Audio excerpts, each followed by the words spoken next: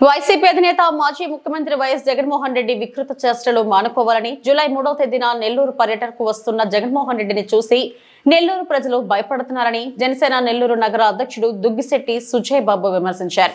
బుధవారం మాగుంట లేఅవుట్లోని జనసేన నగర పార్టీ కార్యాలయంలో ఆయన పాత్రికేయులతో మాట్లాడుతూ జూలై 3వ తేదీ జగన్మోహన్ రెడ్డి మాజీ మంత్రి కాకాని గోవర్ధన్ రెడ్డిని పరామర్శించేందుకు జిల్లా జైలుకు రానున్నారని, ఈ నేపథ్యంలో ఆయన కారుతో ఎంతమందిని తొక్కించుకుంటూ వెళ్లిపోతారని నెల్లూరు ప్రజలు భయపడుతున్నారన్నారు. వికృత చేష్టల్లో మానుకోకపోతే ఈసారి ప్రజలే బుద్ధి చెబుతారని అన్నారు. కోట్ల రూపాయలు బెట్టింగ్ కు పాల్పడి ఆత్మహత్య చేసుకున్న వ్యక్తిని పరామర్శించడం కోసం వచ్చి 2 ప్రాణాలను బలిగొన్నారని ఆరోపించారు. కొబ్బరి బొండాలు కూడా నరికే పరిస్థితి జగన్ కు లేదన్నారు. కార్యకర్తలకు భరోసా కల్పించాల్సింది పోయి వారి చావుకు జగన్ కారణమవుతున్నారని విమర్శించారు. నమస్కారం. ఈరోజు మనం ఈ పత్రికా సమావేశాన్ని నిర్వహించుకునేదానికి ముఖ్య కారణం గత 5 సంవత్సరాల పరిపాలనలో 2019 నుంచి 2024 వరకు మన రాష్ట్రాన్ని గాఢాంధకారంలోకి నెట్టివేసిన ఓ ప్రబుద్ధుడు, మన ఆంధ్రప్రదేశ్ రాష్ట్రానికి సంబంధించిన బల్లాల దేవుడు అయినటువంటి శ్రీ జగన్మోహన్ రెడ్డి గారికి వికృతి చేష్టాల గురించి ఈరోజు మనం నెల్లూరు నగర కార్యాలయంలో ఈరోజు ఈ ప్రెస్ మీట్ పెట్టుకునేదానికి ముఖ్య కారణం, పాత సినిమా మొన్న మధ్యకాలంలో బాహుబలిలో ఒక డైలాగ్ ఉంది. రాణా బల్లాల దేవుడు ఒక డైలాగ్ చెప్తాడు, ఒక విగ్రహాన్ని తీసుకురావాలంటే ఆ విగ్రహాన్ని నెలకొల్పాలంటే 100 మంది అమాయకులైనా చనిపోవాలి అని. ఇదే తీరుగా రాష్ట్రంలో నువ్వు వ్యవహరిస్తున్న తీరు ఉందని చెప్పి చెప్తున్నాను జగన్ రెడ్డి.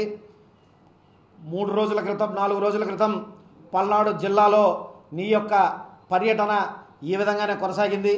ఈ విధంగా పర్యటన ఏ విధంగా కొనసాగిందంటే, నీ కార్ టైర్లలో కింద కూడా మనుషులు చనిపోతే కనీసం వాళ్ళని దిగి పలకరించేదానికి టైం లేకుండా దూరం నుంచి ఉన్న మనుషులకి టైం అయిపోతుందని చెప్పి మోగ సైగలు చేసుకుంటూ అదేదో సినిమాలో ఏదో కమెడియన్లు కానీ చేసుకునే తీరులో యాక్షన్లు చేసుకుంటూ వెళ్ళిపోతూ ప్రజలకు అభివాదాలు చేసుకుంటూ నీ రథచక్రాల కింద ఎంతమంది నలిగిపోతున్నా పట్టించుకోకుండా ముందరికెళ్ళావు.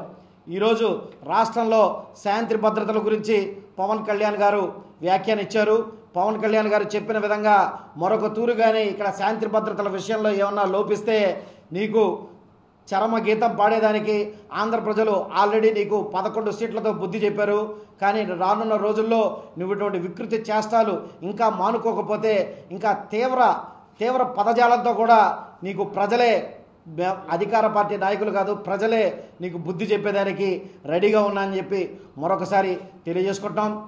అదేవిధంగా 2 రోజుల క్రితం నువ్వు ఒక 3 రోజుల క్రితం పల్నాడు జిల్లా రెంటపల్లిలో బైపాస్ దగ్గర నువ్వు ఒక వ్యక్తి ఏదైతే నీ ఆర్భాటాలు చూసి నీ హంగులు చూసి 2024 ఎన్నికల్లో నువ్వేదో ఖచ్చితంగా వై నాట్ 175 అని చెప్పి నువ్వు ఇచ్చిన మాటలు విని నీ చెప్పిన మాటలు నమ్మి అతను కోట్ల రూపాయల డబ్బులు తీసుకొని వచ్చి బెట్టింగులు పెట్టి అతను అప్పులు పాలై అతను ఆత్మహత్య చేసుకుంటే ఆ వ్యక్తిని పరామర్శించేదానికి, ఆ కుటుంబాన్ని పరామర్శించేదానికి నువ్వు వెళ్తూ అతని విగ్రహాన్ని నువ్వు ఆవిష్కరించే క్రమంలో ఇంకొక 2 ప్రాణాలను బలికొని, అదేవిధంగా నీ కార్యకర్తలు కూడా ఒక ప్లే కార్డ్ ఏదో చూపించారు, రప రప రప రప రప నరుక్కుంటూ పోతామని చెప్పి.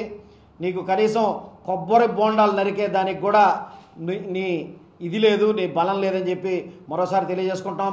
అదేవిధంగా రానున్న రోజుల్లో మరొక తూరి నువ్వు ఇటువంటి వికృతి చేష్టాలు చేస్తే నిజంగా తీవ్రంగా నిన్ను ఇది చేస్తామని చెప్పి తెలియజేసుకుంటాం. అదేవిధంగా మాకు నెల్లూరు జిల్లా ప్రజలు ఒక తీవ్ర భయాందోళనకి గురి ఉన్నారు.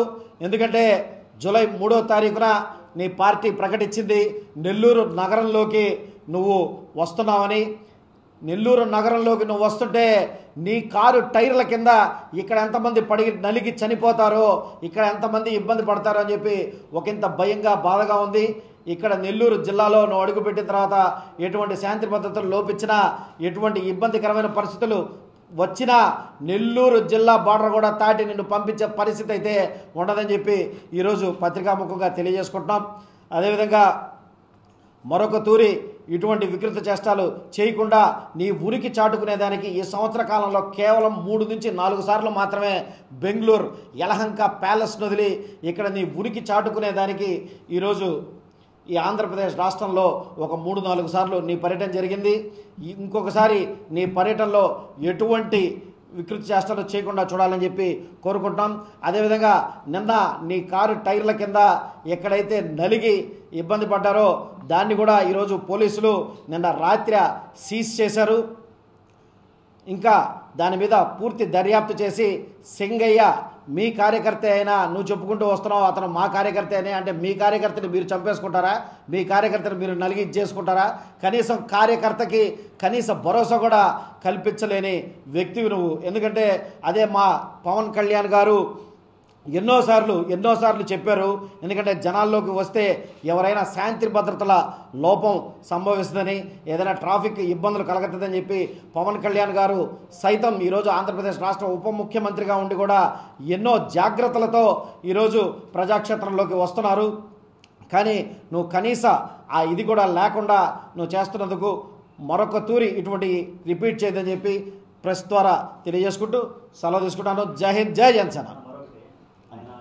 సిబిఎన్ చంద్రబాబు నాయుడు గారికి పవన్ కళ్యాణ్ గారికి జనాలు రావట్లేదంటే అది ఒక భ్రమలో బతుకుతున్నాడు జగన్మోహన్ రెడ్డి.